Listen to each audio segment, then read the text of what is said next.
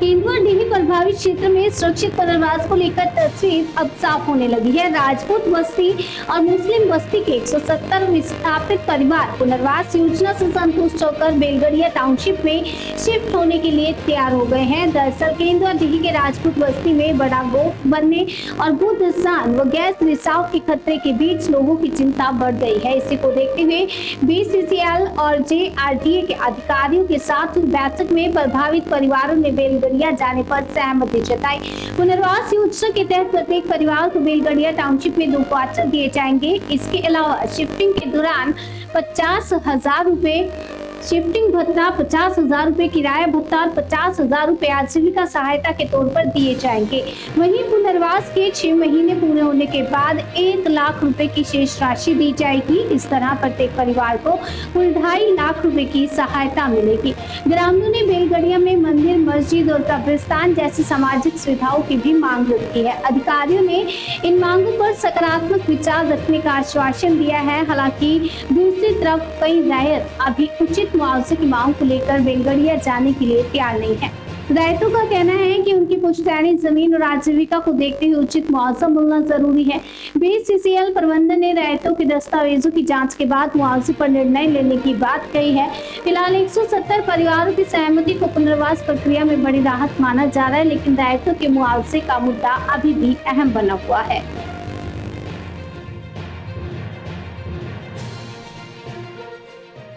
से बैठक हो रही है आवाज को लेकर और तो क्या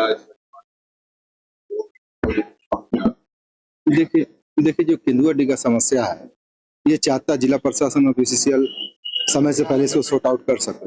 पर पिछले हमको लगता है कि 10-15 सालों से मैं देख रहा हूँ कि बीसीसीएल और जिला प्रशासन के बीच में रैयत लोग फंसकर कागज का खेल खेलना शुरू कर दिया। कभी ये कागज जमा करो, कभी वो कागज वहां जमा।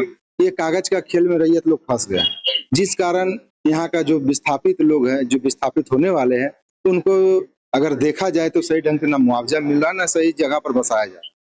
हम लोग चाहते हैं, जिला प्रशासन से मांग करते हैं कि जितना जल्दी हो सके यहाँ का लोगों को उचित पुनर्वास का व्यवस्था किया जाए और जो न्याय संगत जो रैयत का मुआवजा बनता है वो मुआवजा इनको देने का काम।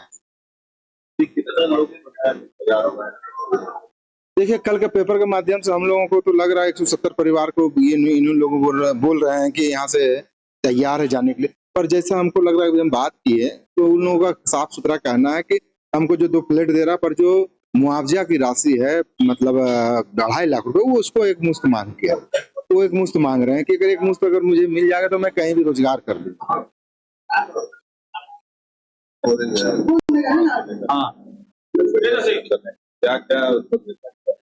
आज यहाँ पर जीएम साहब एजेंट सब बैठक बुलाए थे, हम लोग आए थे। जो नॉन एलटीएस का है वो कल बैठक हुई थी बीटीसी में। उसमें ये निर्णय लिया गया कि सभी प्रभावित लोग अपने अपने मन से फॉर्म भर के जमा कर दिए हैं। 170 लोगों ने फॉर्म भर फिलअप किए हैं। उसमें कुछ लोगों का त्रुटि था कि भाई कम पैसे दिए जाएंगे, 50 पैसे दिए जाएंगे, तो 50,000 का जो था शिफ्टिंग अलाउंस उसको बढ़ा करके लाइवलीहुड 1 लाख रुपए और दे करके उसको 1.5 लाख किया गया। 1.5 लाख हम एक मुश्त में दे देंगे। ये जीएम साहब और जीएमपी साहब ने आश्वासन दिए हैं। और यहाँ के लोगों का कहना है कि हमें जाके देखना होगा कि कहाँ पर कुछ ब्लॉक देंगे, उसमें हिंदू और मुस्लिम और बुद्ध और भी लोग हैं। तो जीएम साहब का कहना है कि एक जो ब्लॉक पूरा बड़ा है तो सारे मोहम्मदन लोग को एक ब्लॉक में पूरा दे दिया जाएगा। उसमें मस्जिद और कब्रिस्तान का भी जगह चिन्हित किया जा रहा है। जीएम साहब बोले हैं, जीएमपी भी बोले हैं, तो इन लोग एक्सेप्ट कर लिए कि हम लोग को मस्जिद और कब्रिस्तान की जगह मिल जाएगा, हम लोग ऑटोमेटिक चल जाएंगे। परिवार कौन-कौन वो राशिद बस्ती से ही है और उसमें नया धोड़ा भी कुछ शामिल है, कुछ ग्वालापट्टी भी शामिल है। शामिल होके ही 170 आदमी में ही एक्सेप्ट हुआ है। हाँ, मुस्लिम बस्ती उसी में। तो मुस्लिम के लिए स्पेशली तो जीएम साहब बोले हैं कि आपस में विवाद ना हो हिंदू मियाँ का, भाई पसंद कर लेंगे हमारा ये ब्लॉक हमारे ब्लॉक। इसलिए इनका कहना है कि एक ब्लॉक जितने भी हो कंप्लीट, अगर 170 हो या 72 हो या 60 हो तो एक पूरा ब्लॉक मुस्लिम लोगों को दे दिया जाए, बाकी अपने हिंदू लोग अपने अलग। हाँ, और हम लोगों को बोला गया है, जो हम लोग एडिशनल कलेक्टर को जो जमा किए हैं पेपर, यहाँ भी एजेंट साहब बोले हैं कि उसको लगा के संकलन करके जो पेपर वहाँ दिए हैं, आप लोग एलटीएस के बारे में जो सरकार के रूल रेगुलेशन है उस पर हम लोग आगे बढ़कर आप लोगों के मुआवजा सहित हमसे मिले। कब से जाना शुरू कर? कल 8 बजे गाड़ी देंगे 2 बस, लोग जाके वहाँ पे देखेंगे 170 लोग, उसमें से जाके पसंद कर लेंगे अपना ब्लॉक, उसके बाद ब्लॉक वाइज नंबर देके अपना शिफ्टिंग करेंगे। और कितना परिवार ऐसे करता है 70 पे जाने के लिए और रेस्ट कितना बचा? लिस्ट 302 घर का लिस्टिंग है, 302 घर लिस्टिंग है, 302 घर में 170 लोग भरे हैं।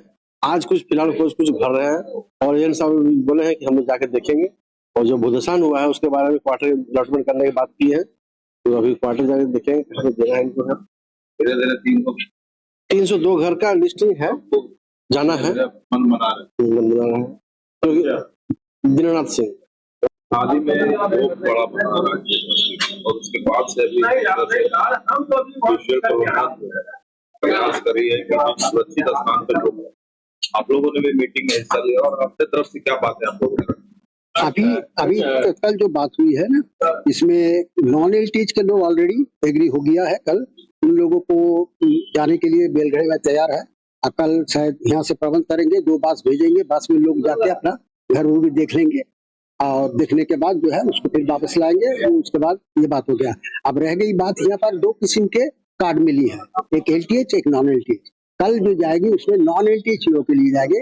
और रह गई बात एलटीएच का, हम लोगों ने एलटीएच का सारा कागजात इसके पूर्व में सब जगह जमा कर चुके हैं, सीओ के यहाँ दे दिए हैं, उसके बाद फिर जीएम साहब को भी यहाँ दिए हुए हैं।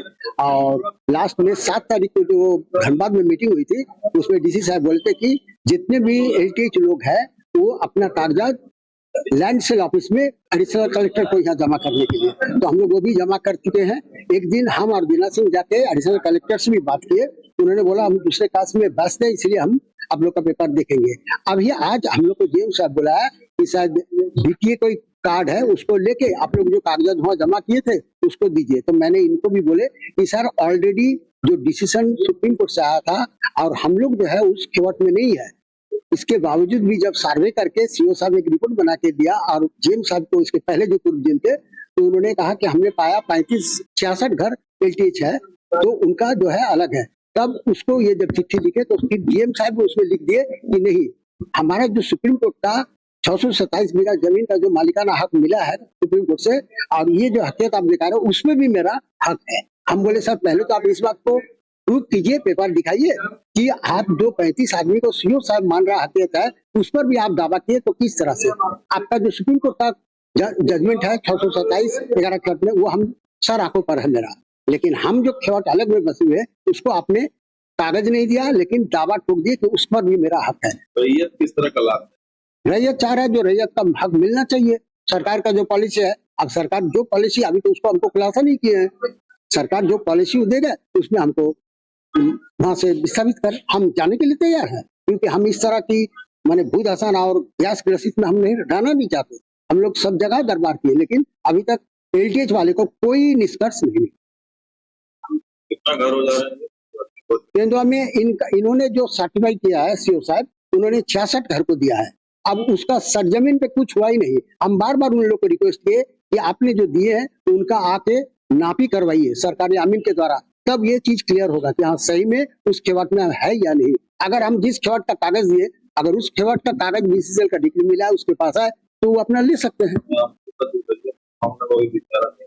एकदम कंप्लीट विचाराधीन में है। फिर दोबारा हमको बोला जा रहा है कि आप बीटीए के वहां से कागज देंगे, ये जीआरडीए भेजा उसका आधार में जमा कीजिए, हम लोग बात करेंगे। हमने जीएम साहब को भी बोला कि सर ऑलरेडी इसके पहले जो वार्ता हुआ इसमें जो हमको हकीकत मिला उसमें भी पूर्व का जो जीएम है उन्होंने खंडन किया नहीं, उस पर भी जिसको रैयत का हक दिए थे आप उसमें वो भी जमीन मेरा ही है।